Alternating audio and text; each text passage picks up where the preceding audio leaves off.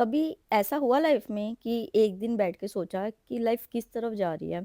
आत्मबल से रियलाइज भी हो गया कि ये गलत हो रहा है, ये सही हो रहा है। और अगर ये सब चलता रहा तो आगे भी सब खराब होगा। अब सब मेरे हाथ में है। और आप अपनी एक स्पिरिचुअल मेटेरियलिस्टिक लाइफ बैलेंस बनाने में लग गए, एक कंस्ट्रक्टिव वर्क करने में लगे खुद पर। और आपको अपने डेली टारगेट्स पूरे करने में मदद भी मिलने लगी। You feel energetic, confident. Now you know what is right or wrong, and suddenly after 2 to 3 days some random uncle auntie भैया दीदी कोई दोस्त आ गया और कहा कि अरे कहाँ गायब है, इतने दिन से दिख तो रहा नहीं। तो आप उनको सब एक्सप्लेन करने लग गए। मैंने ये सोचा, मैं अपनी लाइफ को ऐसे बदलूंगा। वो भी खाली थे तो सुनते रहे, क्योंकि हर किसी की लाइफ के लिए वो रियलाइजेशन नहीं होता जो आपको हो चुका था। And they offer you to meet, hang out या और भी बातें करने लगे। एंड हियर यू लूज, आप हार गए यहाँ पे। वो स्ट्रेंथ, वो रियलाइजेशन जो हमारी आत्मा, हमारे भगवान हर किसी को नहीं देता। आप वापस चले गए हो अपनी उसी ज़िंदगी में जिसमें मोटिव तो है, पर उस मोटिव को पूरा करने की एनर्जी अब अगेन फालतू के टॉपिक्स में वेस्ट कर रहे हो। उन बातों में जिन्हें करके ह्यूमन जो है वो एक इंसान के फॉर्म में एनिमल्स की तरह रहता है। 99% पॉपुलेशन सर्वाइव करती है इसी तरीके से, without any growth in life. अपने आपने वो रियलाइजेशन खो दी जिससे आप क्या जाने क्या बन सकते थे, भीड़ से अलग। तो whenever you want to achieve anything in your life ना, फर्स्ट डिसअपियर। डिसअपियर हो जाओ उन लोगों के लिए जो सिर्फ बातें बनाने के लिए हैं। डिसअपियर हो जाओ उन थॉट्स से जो लाइफ में अच्छी वैल्यूज़ या ग्रोथ नहीं दे सकते। डिसअपियर हो जाओ भीड़ से, to know your inner self कि आप क्या हो, खुद एक भीड़ का हिस्सा हो या भीड़ से अलग हो। और जब ये रियलाइजेशन हो जाएगा ना, देन यू रियलाइज कि आपके अंदर कितनी पोटेंशियल थी और अब तक आप कैसे उस पोटेंशियल को फालतू की बातें, फालतू के लोगों में वेस्ट कर रहे थे। एक सबसे बड़ा टास्क इस टाइम रहेगा कि आप जो है ना वो बोल नहीं पाओगे। और जो अगर आपका काइंड नेचर है ना तो फिर तो आप बिल्कुल नहीं बोल पाओगे। But now you have to speak up for yourself. अगर कोई पूछे कहाँ था, अपने काम में बिजी था। क्या काम था? बस ऐसे ही रैंडम काम था। बात करने के लिए आया कोई, बाद में बात करता हूँ। अपने पे वर्क करो। जो अपने पे वर्क करोगे ना, एक अच्छी इंसान बनोगे, एक अच्छी लाइफ जी पाओगे। और लाइफ का मतलब सिर्फ मेटेरियलिस्टिक नहीं है, ये पैसा, घर, ये सोना चांदी, ये सारी चीज़ें। आप किस तरीके की ज़िंदगी जी रहे हो वो मैटर करता है। क्या वो सुकून की है, क्या वो शांति की है, क्या उसमें कामयाबी है। क्या भगवान ने आपको अगर इंसान का रूप दिया है तो क्या आप उस इंसान की ज़िंदगी को ढंग से जी रहे हो, कोई हायर स्टेज ऑफ लाइफ के लिए वर्क कर रहे हो, या फिर बस 9 to 5 जॉब, कलेश, लड़ाई, इन सब में अपनी ज़िंदगी को बर्बाद कर दे रहे हो। तो decision is yours, life is yours. Disappear and देखो रिजल्ट, फिर उसके बाद क्या होता है। अभी मैं करंट अफेयर कर चुकी हूँ, ब्रेकफास्ट कर चुकी हूँ अपना, देख रहे हो आप सामने।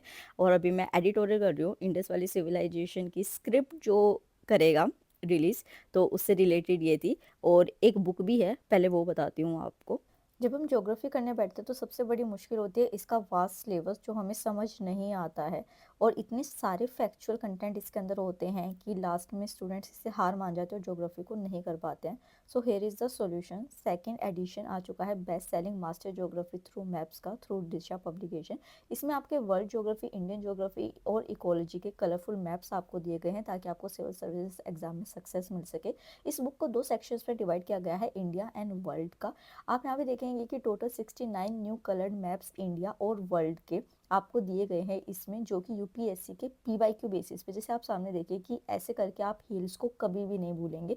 और उसी के साथ फिर आपको पीवाईक्यूज भी दे दिए जाएंगे। यहाँ पे टोटल 174 कलर्ड मैप्स है, 106 मैप्स इंडिया के एंड 68 मैप्स वर्ल्ड के, जो कि फिजिकल एंड पॉलिटिकल एस्पेक्ट्स दोनों को बताता है। बुक स्टूडेंट फ्रेंडली है, ग्राफिक रिप्रेजेंटेशन देती है through infographics, tables, pie chart etcetera. 174 maps जो हैं उनमें सभी कंटेंट एंड थीम्स इंक्लूडेड है, जो कि civil services prelim and mains exam में पूछी गई है।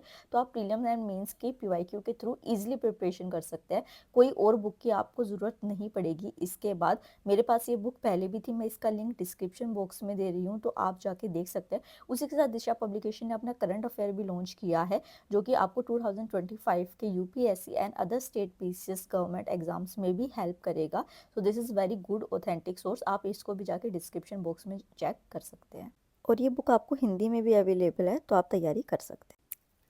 अब उसके बाद मैं साइंस एंड टेक्नोलॉजी कर रही हूँ। आप लोग मुझसे साइंस एंड टेक्नोलॉजी के सोर्सेज पूछते थे, तो यार मैंने अब फाइनलाइज रखा है कि एक ये बुक, क्योंकि जो यूपीएससी में साइंस के क्वेश्चंस आते हैं वो बहुत ट्रिकी आते हैं, तो वो मैं इस बुक से और एनसीईआरटीज प्लस करंट अफेयर, ये सोर्सेज मेरे होने वाले हैं।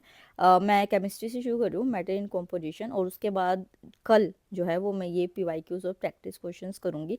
ये चीज़ ना अभी आपको दिमाग में रख लेनी चाहिए। टेस्ट सीरीज तो करनी करनी है, बट जो भी टॉपिक कर रहे हैं उसका साथ में प्रैक्टिस करते रहो, वो बहुत बेनिफिशियल होने वाला है। उससे ना कॉन्फिडेंस बूस्टअप होगा। और है ना, प्रैक्टिस एकदम से मत करने लगना, मतलब एक बार पढ़ा, आपको लगा समझ आ गया, समझ आ गया, और आप अगले दिन प्रैक्टिस करने लग जाओ, तो अगर उस चीज़ को करोगे तो उससे जो है ना, वो आपको तो लग रहा है समझ आ गया, बट जो यूपीएससी है या फिर जो हायर ऑर्गेनाइजेशन है बहुत अच्छे मतलब लेवल के क्वेश्चंस बनाते हैं, तो उसमें आप कहीं ना कहीं फंस जाओगे। तो एटलीस्ट आपको 3 से 4 रिवीजन करने के बाद ही क्वेश्चंस लगाने चाहिए। और 3 से 4 रिवीजन का ये मतलब नहीं है कि आप 1 महीने बाद रिवीजन कर रहे हो, वो रिवीजन नहीं होती। रिवीजन होती है जो एक साथ की जाती है। सुबह पढ़ा, शाम को उसको रिवाइज किया, अगले दिन सुबह दोबारा पढ़ा, वीकेंड पे दोबारा पढ़ा, या फिर अगर आप एक सब्जेक्ट को एक वीक में लेके चल रहे हो तो उसको बार बार रिपीट किया, तो वो आपके दिमाग में घुस जाएगा। जैसे मैं एक एग्जांपल देती हूँ, जब मैं अपनी शुरू की तैयारी में थी, तो मेरे एक भैया हैं, मतलब ब्लड रिलेशन में नहीं, बट मैं जैसे उनको भैया बोलती थी, तो वो यूपीएससी की तैयारी कर रहे थे, एंड उस टाइम मैं कॉलेज में थी। तो उन्होंने मेरे को एक टास्क दिया था कि इमरजेंसी जो चैप्टर है पॉलिटी में, तो वो पढ़, मैं कल शाम को या परसों सुबह तुझसे उसका टेस्ट लूँगा, क्वेश्चंस पूछूंगा। तो आई वॉज लाइक ओके। तो मेरे को 1.5 दिन का टाइम मिला था, और 1.5 दिन में ना मैंने 6 से 7 बार उस इमरजेंसी चैप्टर को पढ़ा था। एंड लिटरली वो मतलब कि एक्सपीरियंस थे उनके, शायद 3-4 अटैम्प्ट हो चुके थे। उन्होंने एक एक क्वेश्चन का मुझसे जब आंसर पूछा, मैंने एक एक सही जवाब दिया था उस टाइम पे, और आज तक इमरजेंसी चैप्टर को मैं भूल नहीं पाई हूँ। बहुत साल पुरानी बात मैं आपको बता रही हूँ।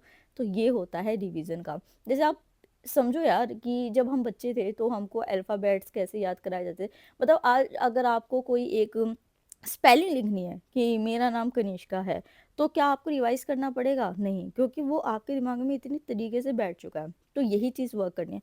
और कभी भी ना बहुत समझ के मत पढ़ो उस चीज़ को। आप ना ये सोचो कि सीखने को मिल रहा है कि बादल कैसा बनता है, बारिश कैसे होती है, पोल्यूशन कैसे होता है। तो जब इस तरीके से पढ़ोगे ना, तो बहुत अच्छे तरीके से होगा। और अपनी लाइफ को ना एक स्पिरिचुअल गाइड भी प्रोवाइड करो, एक गुरु भी प्रोवाइड पता करो। है अभी हमारे घर में क्या हो रहा है हमको पता नहीं, तो हमारा ज्ञान बहुत सीमित है ना, वो असीम ज्ञान वाले हैं, तो हमारी बुद्धि उनको कैसे पहचान सकती।